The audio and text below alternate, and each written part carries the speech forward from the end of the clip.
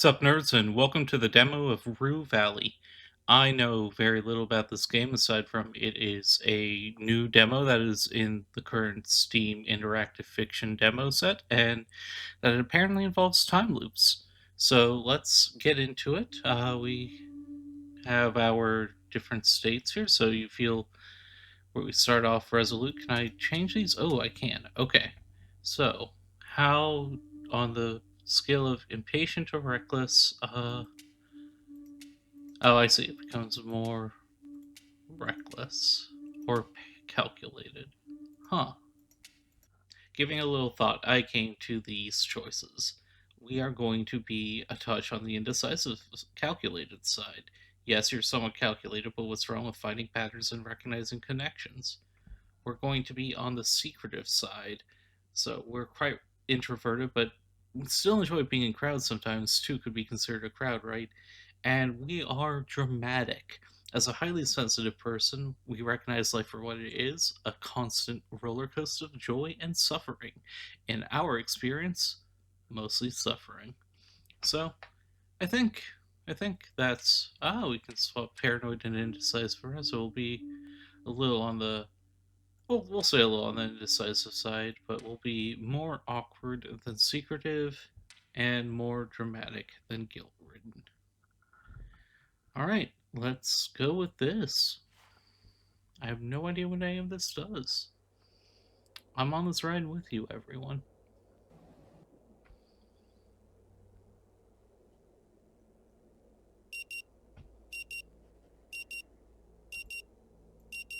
An alarm for 8 p.m.?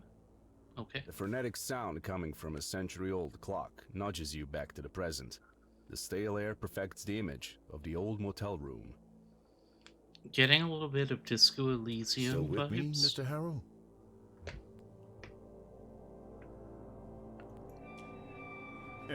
No worries, Mr. Harrow. I'm aware that you may be experiencing a slight lack of motivation right now. I'm terribly sorry. My mind wandered off. Could you repeat that, please? So he won't read. I'll have to read for him. You have a total lack of motivation going on. It's not that you don't want to do all sorts of things, it's more like you lack the capacity to even initiate most of them. What is left of you is a creature driven by its basic needs and quirks. Interesting. Slight lack of motivation. More like total lack of motivation. You can tell this is set somewhere in Europe just because of the style of plug. That is not an American plug, so. You'd rather stay in bed all day instead of attending this joke of a therapy in the middle of nowhere. And we'll surely be coming back to this condition of yours later during our sessions. But for now, I just want you to acknowledge its existence and try to stay aware of it at all times if possible. The silence befalls the room. A muffled sound of clanging from the outside only making the moment more uncomfortable. Well, I'm too dramatic to be able to say I'm fine, so I'll try. That's good to hear. Now, in order to keep us focused, I always limit the session length to exactly 1 hour, hence the alarm. Okay. However, since this is your first session, I'll allow a few questions, if there's anything. Can't you simply state that I'm fine so we can both move on with our lives? Is another session really necessary? I was hoping this would be a one-time thing, or why do we have to do this here, in the middle of nowhere? Let's go with another session really necessary. Mr. Harrow, your case is not to be overlooked. We need to assess the situation carefully. Your case. Not so long ago, nobody cared about what you do. Yet now, suddenly, your business is everyone's business. Trying to place the accent. I can't. I'll look it up after and put a little comment right here where my mouse is wiggling. This first session is more for you to get acquainted with me and my methods. We have a long road ahead of us. Any other questions? Can't you simply state that I'm fine so we can both move on with our lives? Mr. Harrow, that is out of the question. This is a court-ordered therapy, and both of us could be fined or worse if we don't see it through. Court ordered. What did I do? and I have my own professional reasons, besides the legal ones. You require help, and I've been designated to provide it. I've never let a client down, and I'm not about to do it now. Anything else? Why do we have to do this here, in the middle of nowhere? It may be hard to understand the need for isolation at first, but my methods require complete divergence from the client's regular way of life, as well as temporary distancing from their social groups and circles. That's functionally an asylum at that point, but okay. This place is ideal in that regard. However, it's understandable that you need a period of adaptation to both this idea and to your new surroundings. That's also why I haven't asked you to hand over your phone yet. But please don't be alarmed. We'll talk about all of it in due time. All right then. That's it for today. Through the door, you hear that sound again. You should go and check in at the office. Your room is probably ready by now. Okay. Gonna get up and leave. I do like the animation style. There's a real vibe going on here. This is so Disco Elysium though, with the isometric and everything. Next to you is the source of the plagues you heard from inside. A young woman beating up an old vending machine. How long has she been doing this? Give me my coffee, you jerk! Gonna go check out this ice first. The machine wheezes in suffering. I know that exact sound. Come on, you... Alright. I have total lack of motivation, so I'm not going to talk to her, but let's see if she's here for therapy as well. Who knows, but unlike you, she definitely looks like she needs it. Poor woman, she should consult with a real professional, not a charlatan like Dr. Fink, or nobody needs to be sent away from their home in this dump, regardless of their mental state. Oh, she should consult with a real professional. Maybe she just needs someone willing to listen to her? Am I that someone? Why don't you say hello, see if you could help somehow? Am I that someone? Or is that too much to ask right now? It's too much to ask right now, actually. I have no motivation to help other people. I'm just this guy. Just this guy. Ooh, what's that symbol?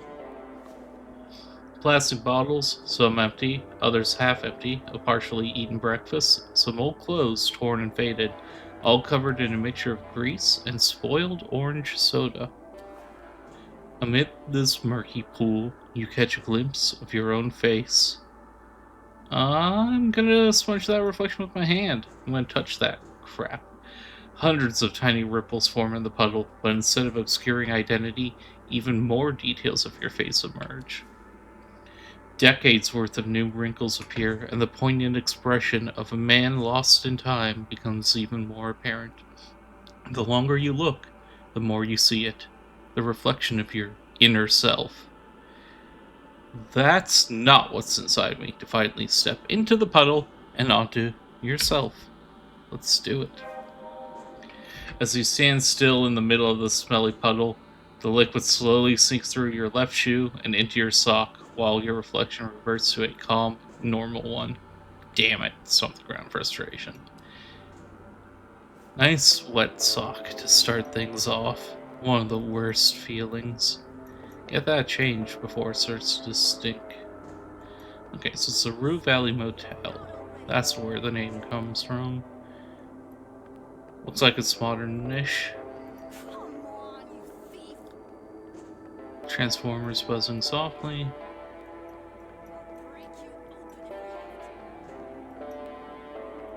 Can I use the hose to flush out? It's coiled like a sleeping serpent. This reminds me a lot of the old point-and-click games from LucasArts as well. The colors have been bleached by the sun, but you can still make out the image of an orange setting sun, as well as the words Rue Valley written above the illustration. Let's inspect that a little closer. The picture is quite detailed, but the colors have been obliterated by the sun, making it impossible to discern the main subject, let alone the finer details. You squint your eyes and try to make sense of the confusing shapes, but everything seems blurry and distorted. However, as you keep looking, you finally start to see a magnificent stage. A ballerina dancing gracefully, a lively group of musicians, and an audience dressed in formal attire. Let's look at the orchestra first. The varnished wood of the violins is reflecting the orange hues of the setting sun. The curved bodies of cellos stand tall and proud, and the trumpet player holds his instrument with arched back, his silhouette reminiscent of a tree struck by lightning. Let's check the ballerina next. A ballerina wearing a tutu stands in the center of the poster, on point, with her arms gracefully extended above her head, almost like she's waving to you. Let's look at the stage. The stage is adorned with elegant curtains, and a strange chandelier is hanging from the edge of the poster and the audience.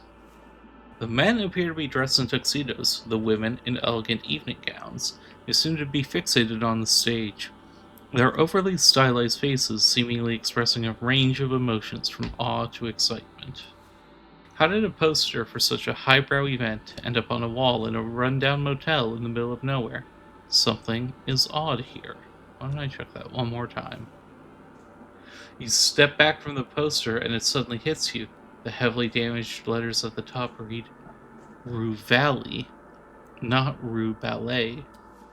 And as you look at the illustration again in disbelief, you start to realize that what you thought was a ballet performance is in fact something completely different. Interesting. Check out the stage. The stage is but a desert landscape. With orange sand dunes and a rocky mountain range in the background you mistook for the curtains, and the chandelier that you saw is just an embellishment on the poster's border. Let's look at the orchestra again. The musicians are in fact a group of disfigured trees and cacti, their branches angled in a way resembling different instruments. Let's look at the audience.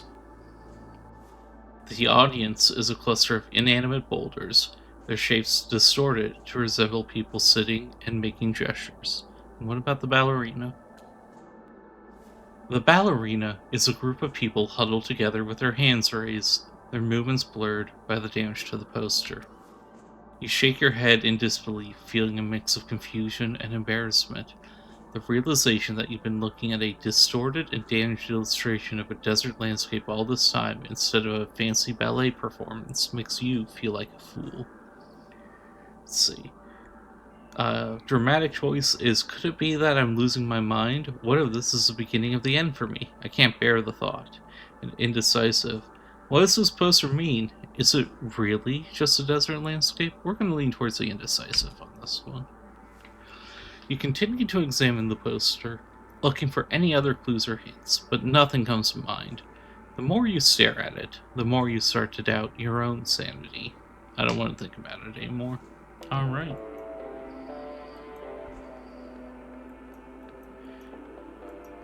What's this bus stop say? It was already late afternoon when you saw this sign for the first time, as a bus door opened and a wave of desert heat hit you in the face. All the other passengers of the almost empty bus remained seated, each lost in their own world. None of them paid any attention to you as you gathered your belongings and prepared to leave the bus. There was a young woman with bright pink hair. They were scrolling through their phone with a bored expression, seemingly completely disinterested in their surroundings, as if they lacked any real connection to the outside world. I remember an older woman, sitting in the back of the bus. Her nose was buried in a book during the whole trip. Her wrinkled face was contorted in a look of intense concentration, as if she were trying to solve some complex puzzle. The burly man with the thick beard left an impression for sure. He was leaning against the window, staring out at the desolate landscape with a faraway look in his eyes. He seemed lost in thought, as if trying to make sense of something that had happened to him a long time ago. I don't want to think about these people anymore. And why would you? Even as you were disembarking from the bus, they meant nothing to you.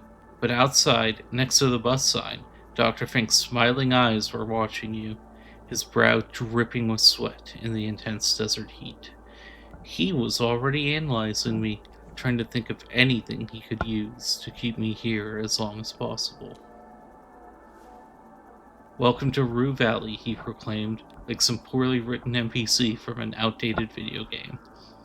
"I'm Dr. Fink, your therapist for the duration of your stay here. Hey, welcome to Rue Valley is how I opened this video."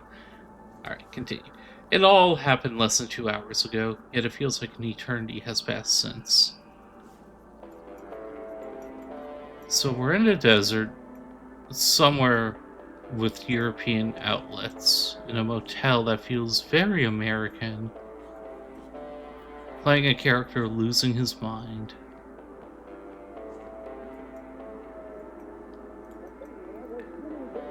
Around, presumably, a lot of other people who are losing their minds. This is very, very Disco Elysium already. There's a clear inspiration here. The paint is peeling from the wood of the door, but number 6 is new, shiny, and chrome. Let's try the knob. We press the knob and push the door, half expecting it to work. It's locked. Let's try it again. It's still locked. Alright. Then off we go. Still trying to find my room. That's Saguaro, so this is somewhere in the American Southwest.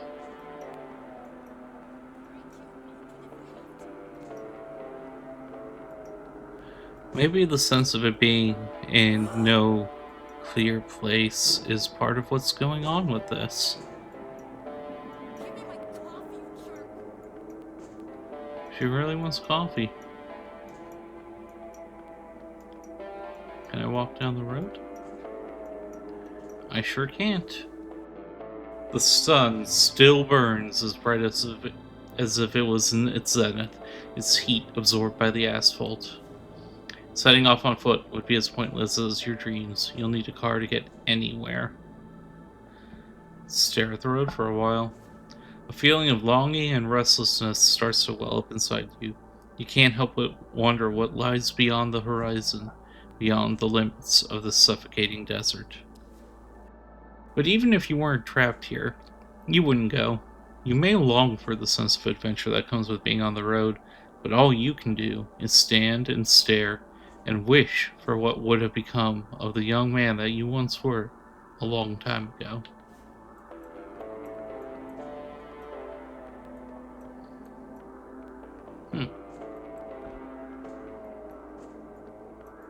Definitely an atmospheric game. Oh, I can run. Wonderful. Oh, that is not the way through I thought it was. Alright, can I go in the office? I can go in the office. Hey there. All the attention of the girl behind the counter is occupied by the ongoing phone call. Mm-hmm. She responds to the person on the other end. I can do a social check to try to get her attention. I'm not a terribly social person, so let's see how this goes. That looked like it failed. It's best to let her make the first move. She'll notice you on her own, and the phone call, and ask if she can help you. That's what receptionists are supposed to do. We'll pretend to look at the leaflets laying on the desk and hope she'll address us eventually. You grab a leaflet and stare through it, mentally preparing for the imminent conversation. You either manage to look like you're really here for the leaflets, or she simply doesn't care. Yes? Yes, I'm sure. She says to the person on the other end of the line. After a few dozen anxiety-filled seconds, you finally realize she's not about to cut her call short just because you happen to show up. I'm awkward enough that I'm gonna move away from the reception desk and stop invading her personal space. Well, we're not gonna deal with that, I guess. Can I actually look through the pamphlets? Anything else in here worth investigating? Let's go to the desk again. Giant donut sign. Nope, I just have to leave. Alright. The relentless dirt has smudged and stained the glass. Beyond is the endless flat of the desert. Its vastness is hypnotizing. We'll stare through the window to pass some time. Beyond the empty parking lot, there is only barren desert, stretching for as far as the eye can see. Its emptiness is drawing you in. Mm-hmm. You hear the receptionist mutter, as if answering some unasked question of yours. And then, you notice small patches of green hidden in the sand.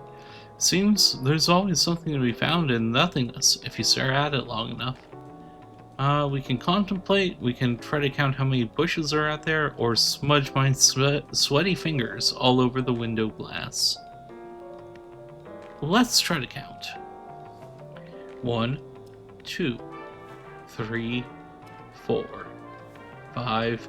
The large one over there could count as 3 tiny ones. That's 8 then, and this one makes 9. How long are we just going to count the bushes? Minutes pass, but the phone call is still not at its end. Mm-hmm. She responds to the person on the other end. Let's stare through the window some more. We're awkward enough. Smudge our sweaty fingers all over the window glass. You carefully test the glass, touching it with your pinky first. It leaves a neat oval fingerprint. Oh, do I paint a self-portrait or my impression of the desert outside? I don't think this guy would paint himself. Let's paint the desert. I'm a soggy sock, whatever that means.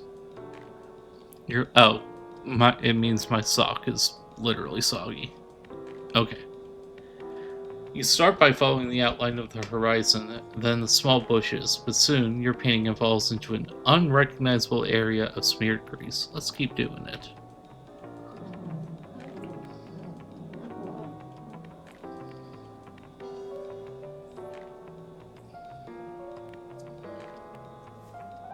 The receptionist is still giving directions over the phone, and you're getting restless. Yes. Now, turn right, and then immediately take a slight left. She explains to the person on the other side of the call. Your muscles are sore from the days of exhaustion and the long wait. It might be better to sit down and relax. This might take a while. Alright, I have sore legs. I can't keep staring through the window. Your legs hurt, your feet are swollen, and you dream of a comfy bed, and if you delay for even 1 more minute, you'll have to at least sit down. Can't wait while standing, and I won't run anymore. That's annoying. Can I poke at her finally? Like you missed the exit. The receptionist is still completely focused on her phone call. Mm-hmm. She responds to the person on the other end. Stop invading her personal space and give some love to your poor legs. Alright, I'm gonna have to sit down. Sit down. Alas, now that you're sitting, the idea of her talking for however long suddenly doesn't seem that bad at all. Well, I still have my phone, so I'm gonna mess with my phone while I wait. The phone bleats to life with the lock screen that is obviously years old. If it wasn't a collection of pixels, it would be musty with age and neglect. Do I play a quick match of hyper-casual protagonists while I wait, or scroll through my feed to kill some time? Let's do a quick match of hyper-casual protagonists. I have no idea what game that's supposed to be. The first wave of tiny bow-tie-wearing antagonists appears on your phone screen. Aw, they're so cute. Or do I touch one of them? I want to touch one of them. You tap the one carrying a golden fork, and he instantly turns into an amorphous purple splotch. A matching splotching sound effect plays at the same time, further confirming that the bow-tie-wearing, golden fork-carrying antagonist is no more. I guess I'm supposed to squash them all, so I'll keep squashing them.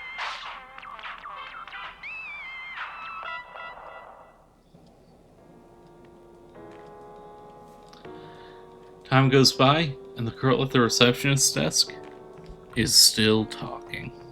All right. I understand. Yes. Bye. Ah, she said bye. Excellent. Hi. Can I help you? I would have finished the call earlier if I knew you were waiting for me. You're too quiet. Finally, the girl ends her eternal phone call. Do I say it's my fault, really, or I didn't want to interrupt? I'm gonna say I didn't want to interrupt. Oh, that's so sweet of you. Okay, let's get you into your room. So, number 6. That's the last one on the 2nd floor. Everything is prepared for you, and this is your keycard. She raises her hand, holding a piece of blue and red plastic. I'm gonna reach for the keycard instead of waiting for her to put it on the counter. You stretch your arm politely, hoping she'll hand you the card, but she's completely ignoring your gesture and is excitedly waving it around. I see you're confused by this. You were expecting an old-fashioned key, weren't you? Well, we've decided to modernize for a number of reasons. I'm gonna be nice and awkward here and say keycards are in fact great. She nods in response, but then continues as if you haven't said anything. Actually, one reason to be perfectly honest. The guests just kept on losing their keys. It was exhausting. And my uncle didn't like the cost of replacing so many locks. So do I think it's my fault for looking like I'm interested in chatting? Do I say, please, I think I'm dying, or just continue listening to her ramble? I'm gonna think it's my fault. Well, being so slow and lethargic certainly adds to the impression of a person with a lot of time to waste. Listening to her story is unbearable, but it's your punishment. While taking a breath between two sentences, she takes a look at your sad face, only to continue. So yes, we've decided to use electronic keycards. Cost us a lot to implement.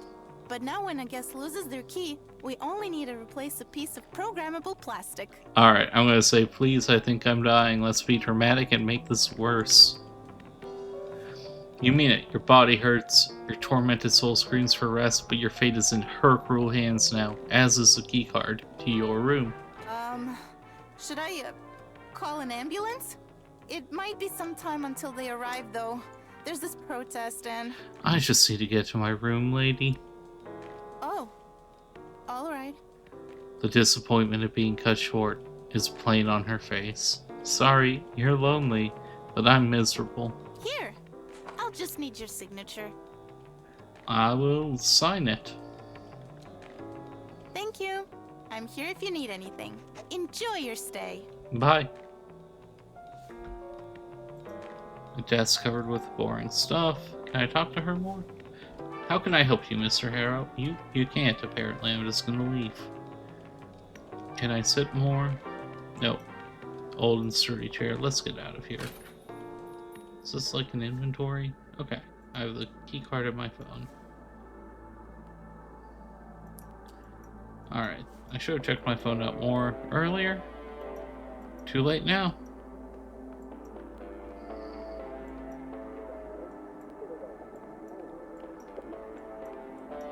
Just a really miserable day for Harrow here. The paint is peeling from the wood of the door, but number 6 is shiny new and chrome, and so's this keycard. A tiny green dot of light shows up near the knob, but the door is unlocked. Let's head in. Alright, this is my room. How's my luggage already in here? I guess they probably took it when I checked in and was doing my orientation with dude guy. So to the bathroom first. Anything interesting in here? Reflection. There are so many dark patches that this can barely be called a mirror. A small cup is on the shelf. Let's look at it. The mirror's splotches make interesting patterns on your face. They conceal a dark circle here, a mole there, a patch of wrinkles. I've wasted my life so far, and now I'm getting older. I know that face too well. No need to discern every little detail. I've wasted my life so far, and now I'm getting old. You're not as old as you look. Half of it is probably just due to poor hydration. You have more than enough time left to waste. Thanks. I'll look at it again. A stranger who looks exactly like you is looking you straight in the eye. Let's leave, and this guy needs a nap. Honestly, more than anything. Anything I can do with the chair? This armchair looks exactly like the one in Dr. Fink's room. Almost like they mass-order chairs. Hundreds of strangers have slept in this bed, leaving behind flakes of dead skin. Still, you can't wait to jump into the sheets and contribute to the collection.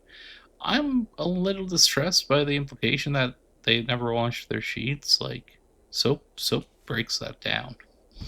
Unfortunately, between you and the object of your desire, on the folded sheets lies a dusty suitcase. Your suitcase, the smallest one you own. Well, I've got a total lack of motivation, so I can't open it. So I can't deal with it now, and I'll put it away.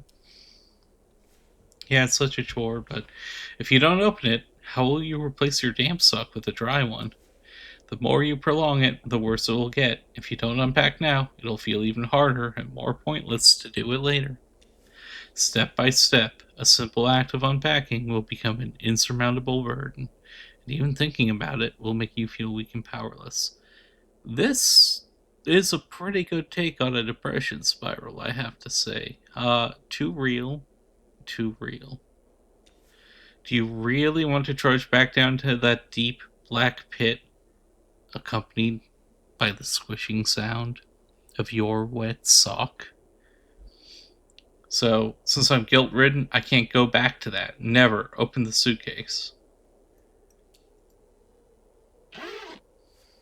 There's not much in the suitcase: spare clothes, a phone charger, a toothbrush, and a couple of other items. You really weren't planning on staying here long. So, while you better see if they have laundry facilities, sessions, Dr. Fink said, days or weeks, months even, can either unpack the suitcase or put the suitcase away without unpacking because I'm indecisive. Let's unpack it. If I can. I can. I passed the check. Aren't you proud of me? I can unpack a suitcase and put on a new sock. You replace a mushy sock with a dry one, plug in your phone charger above the bedside cabinet, put your spare clothes in the closet, your slippers next to your bed, and your toothbrush in a cup under the bathroom mirror. It's almost like I'm making myself at home here. I've even got some nice little slippers here. And now that the suitcase has been dealt with, this motel room is officially your home. More like a prison, says Dramatic Me. Well, now, you could describe it that way, too. You can't control me. You can't put me on a linear path and make me go to bed by giving me no other option. I'm going to go into the bathroom instead and look at the sink and be disappointed. Oh, I can brush my teeth. Let's do that. You grab the toothbrush from the cup. First, put some toothpaste on it. Now, wet the toothbrush. Well, or brush without wetting the toothbrush. Let's be a rebel. I like that they're giving choices to mimic how different people brush their teeth.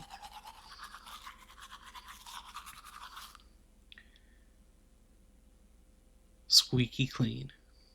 I'm going to rinse my mouth out with water. Yes, fluoride is left by the toothpaste, but who wants to leave a mouthful of toothpaste around? As soon as you turn on the tap, a horrible smell fills your nostrils. Oh no. It's like there's a plumbing issue in hell, and all that blocked sewage is feeding directly into this faucet? Oh god. Then you see the water streaming out of the tap. It's a robust shade of jet black mixed with chunks of silk. I changed my mind, I'm not touching that water. The tap lets out a sad squeal. I guess we're going to bed with toothpaste, mouth. Toothpaste, mouth. We're gonna crawl into the bed instead of falling on top of it. Oh, I fell. You fall into the bed with all your weight. And croaks and squirms, and a cloud of dust and skin particles rises up. Can I kick off my shoes, please? As soon as your head touches the pillow, though, tiredness overwhelms you. Coming to this nowhere motel to attend therapy you don't need has drained you both physically and mentally. You are desperate to get some sleep, yet after weeks of wakeful nights, you know it won't come that easily. Guess I'm gonna mess with my phone. With a gentle phone touch, the phone screen turns on again. I'm not playing hyper-casual protagonist again.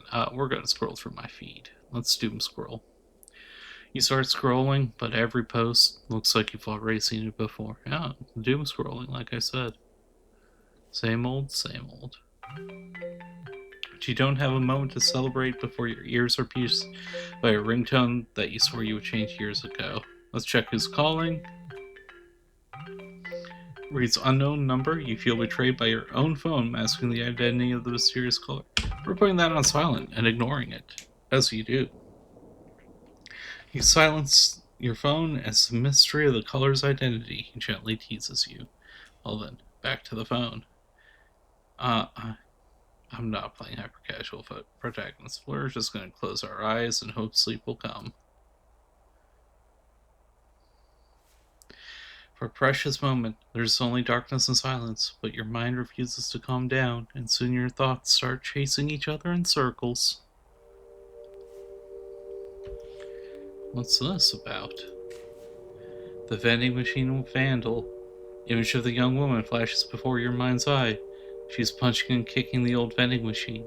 Could she be here for therapy as well? I'm gonna ignore her for now, I guess. It is what it is. You have nothing to say, nothing to do. Just the bare minimum. It's kind of a memory map? Huh. And it looks like it goes into layers, maybe? Seeing all these words in the back. The chatty receptionist. From the blur of half-formed memories and impressions, an image of the receptionist emerges. You're desperately trying to catch her attention, but she's completely engrossed in the ongoing phone call. I'll look at the leaflets again. What a pathetic attempt at acting. Or were you a bad actor on purpose, hoping she'd take pity on you? No, pathetic. Alright, let's check the unexpected call. You hear a familiar sound. It's your annoying ringtone, the one you promised yourself you'd change ages ago. I put it on silent and ignored it. Now, why would anyone answer a call from an unknown number?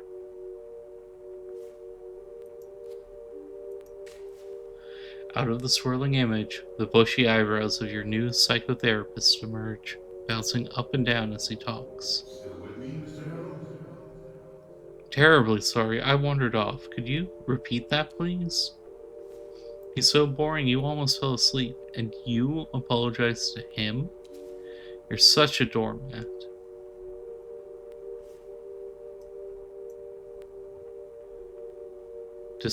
I've survived my first session with my court-assigned psychotherapist, despite my effort to act normal. Yeah? Okay. As your consciousness keeps spinning around, the carousel of recent experiences turns into a cyclone of painful memories, repressed thoughts, and strange images. What's going on down here? As we go into a deeper level.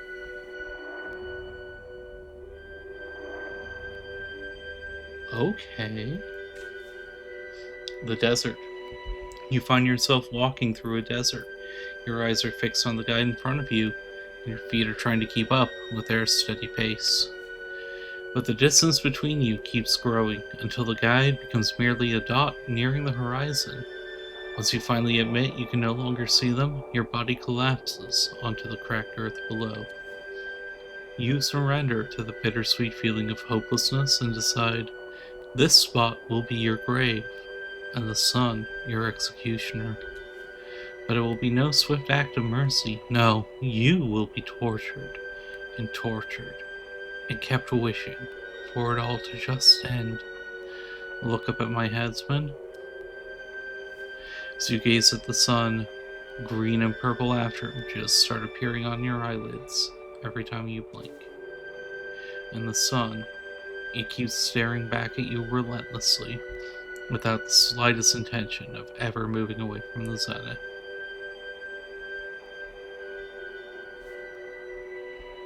Metaphors on metaphors.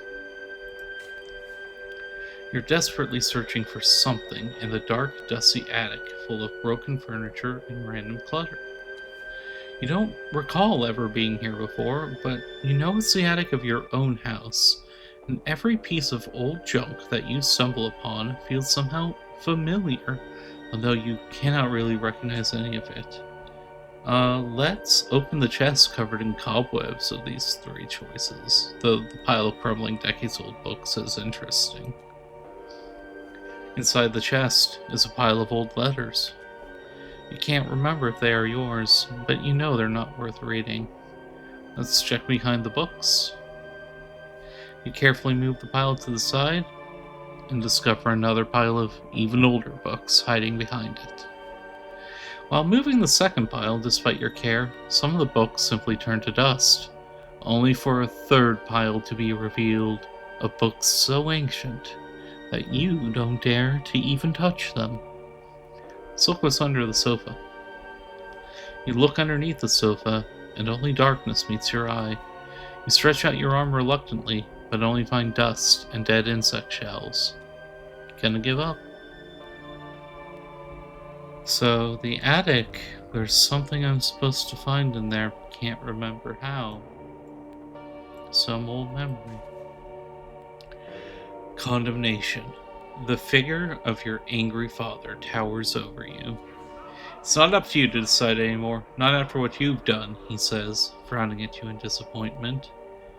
Guilt-ridden, I am so sorry for what I've done. The sadness inside you grows a bit more, absorbing one more chunk of yourself. You feel like bursting into tears. From the deepest pit of your childhood memories, warped by the tooth of time, an image of your father condemns you for your transgressions.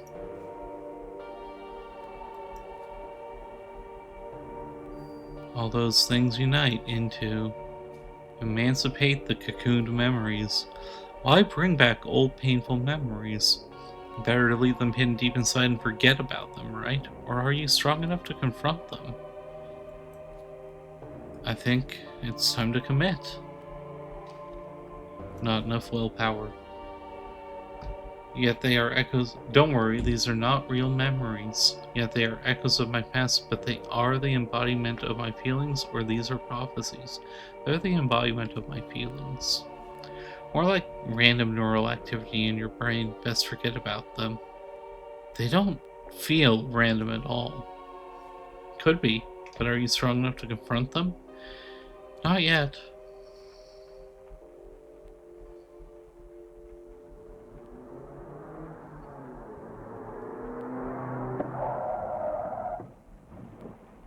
What's going on here? The sound of a car engine and screeching tires urges you to open your eyes, bringing you back to miserable reality once again.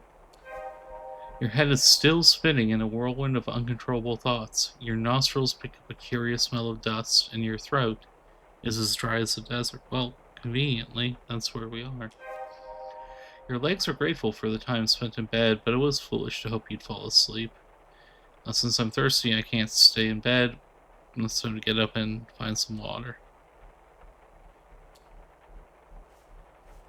There's some cups over here. We got those at least. No. Okay. I mean, I know how gross the water in the bathroom is. A little less calculated. Interesting. It's raining. Oh. God damn it! You hear the man yell from inside the vehicle. Even through the tinted windshield, you can feel his frustration. Come on, start, you piece of shit! He yells at the car.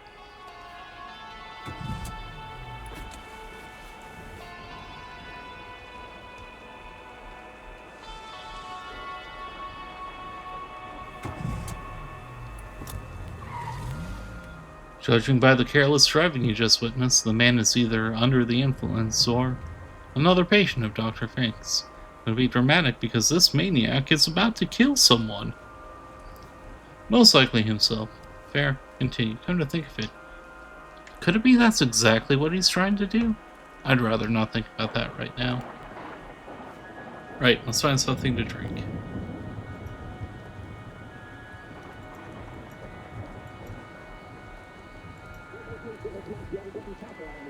No, I can't drink the water from my faucet, so, there's the hose. There's ice. Oh, you jump as if somebody jabbed you in the stomach. For a split second, the whole world was exploding, but it was just a thunderclap. The loudest one you've ever witnessed. That means it's real close. At least my reflexes still work. As well as your heart. It's racing from the sudden shock. But there's nothing to use this unwanted excess of adrenaline for, so it keeps lingering, eating you from the inside out while you stand alone and thirsty in the middle of the empty parking lot. Can I drink from the hose? Water is your first desperate thought, but even if the hose was on, you know you wouldn't want to drink what would come out. Blech, words are hard. There's a key up in that gutter, isn't there? That might just be a... What is that? I think that's just a hole. Ice couldn't be water. Hopefully you won't have to melt ice in your mouth to quench your thirst. Well, we've got a vending machine over here. I fear there's no other option left. Let's be dramatic. But what about the vending machine? Yeah, let's try the vending machine first. The one that she was so upset about? She's gone, though. I can run again, right? Yeah. Oh, there's gross water over here, too. Yeah, let's try the vending machine. Battered machine seems to be decades old, except for a newly installed, comically large reddish button. What does the label say? It reads, "Drinking water for the people of Rue Valley, free of charge. Courtesy of Coral Destiny." Well, let's press the reddish button.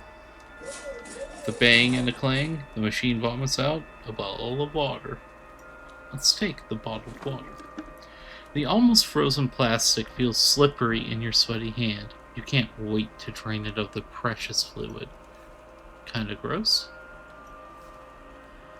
What if I push a couple of keys on the pad? Buttons beep and that's it. This is how vending machines work. No money, no goods. What if I kick it? You assert your physical dominance over a non-sentient being. Let's kick it again. You're starting to understand that woman a little better. Perhaps she's not crazy after all. That's what I'm saying. Let's put some change into the machine. You're immediately met with great resistance. Something is stuck down in there. Possibly another coin? Or chewing gum? Let's try forcing a coin into it. Push and wiggle that coin all you want. It's lost the duel before it even started. You won't be able to fix a machine this way. Implying there are other ways. Can I go in the office or are they closed? Whoa. That's right. Suddenly, the night sky turns blood red, and you feel an infinite scream passing through everything. Unbearable anxiety washes over you. Let's get away. Let's get away. But you can't run away from the whole sky on fire any better than you can from your own past. At least I don't have to face it. I'll close my eyes for the anxious apprehension. Something's terribly wrong. Perhaps everything that makes you feel tense and paralyzed at the same time. Deep inner turmoil, +2 calculated, +2 sensitive. Okay, the water's what made me more impulsive.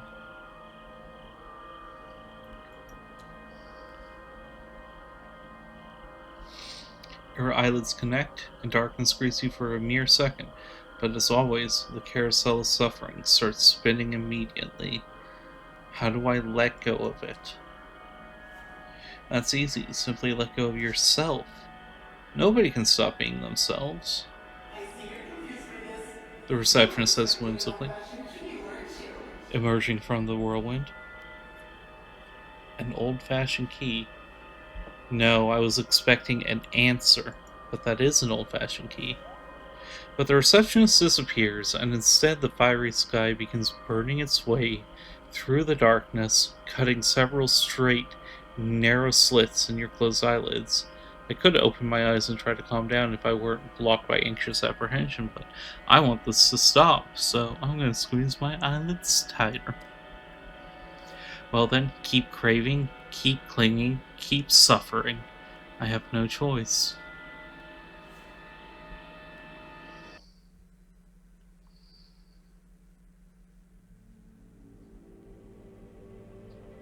What is going on?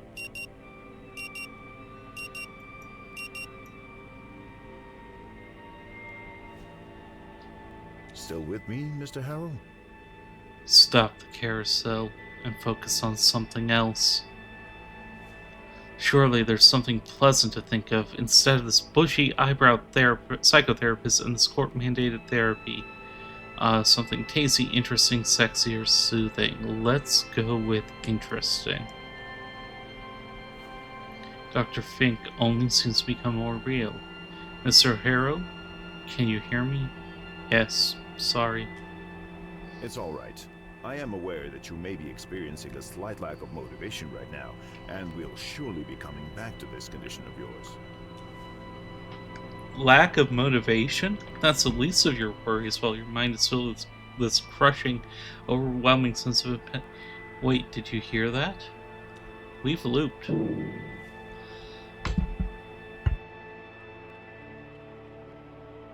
We've completely looped back around. A muffled sound of metallic clanging from the outside diverts your frail attention.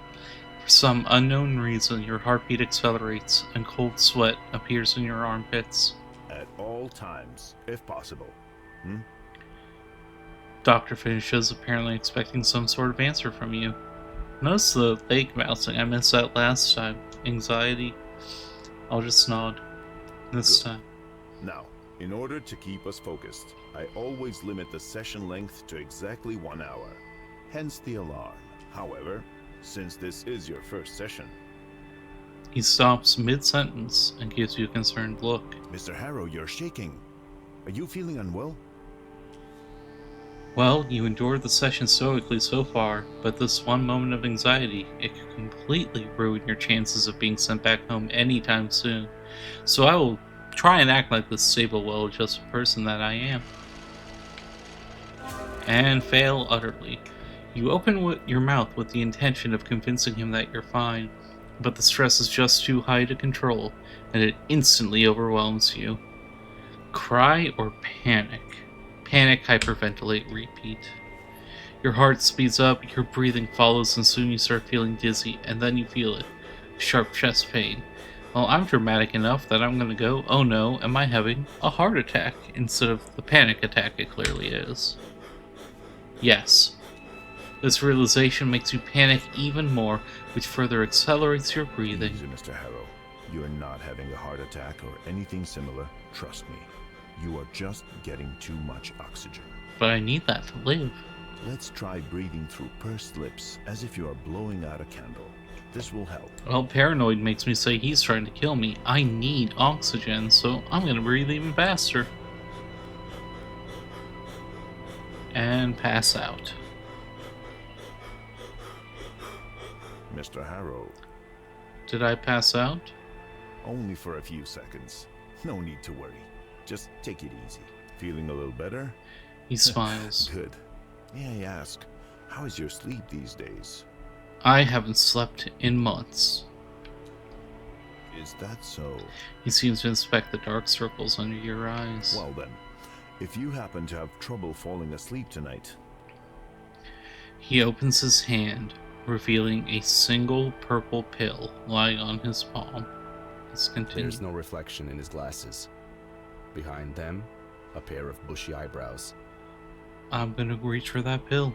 Remember, what I'm giving you is a mild, non-prescription herbal hypnotic drug. Nothing more. Nothing more. I'll take the purple pill. Hopefully, it'll help you calm down and get some rest tonight. We'll continue tomorrow. All right We'll then. continue tomorrow. Now, you only need to pick up the key card for your room, and I'll call the reception to make sure everything is in order. Sounds good? Thank you. And I'll get up. And as we step outside and see the woman Out already. kicking at the vending machine once more, we're going to leave it here. If you're interested in seeing more, the demo is available on Steam right now.